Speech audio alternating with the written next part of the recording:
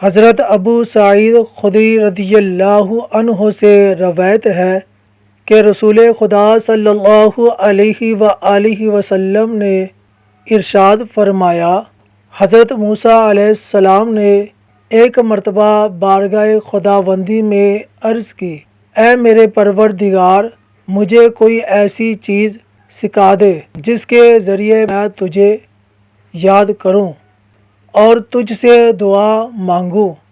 اللہ تعالیٰ نے فرمایا، اے موسیٰ، لا الہ الا اللہ کہا کرو۔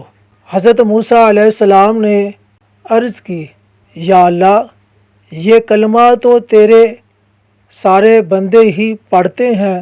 اللہ تعالیٰ نے فرمایا، اے موسیٰ، اگر ساتوں آسمان اور ان کے سارے مکین اور ساتوں زمینیں ایک پلڑے میں رکھی جائیں اور لا الہ الا اللہ دوسرے پلڑے میں رکھا جائے، تو یقیناً لا الہ الا اللہ کا پلڑا ان چیزوں کے پلڑے سے بھاری ہوگا۔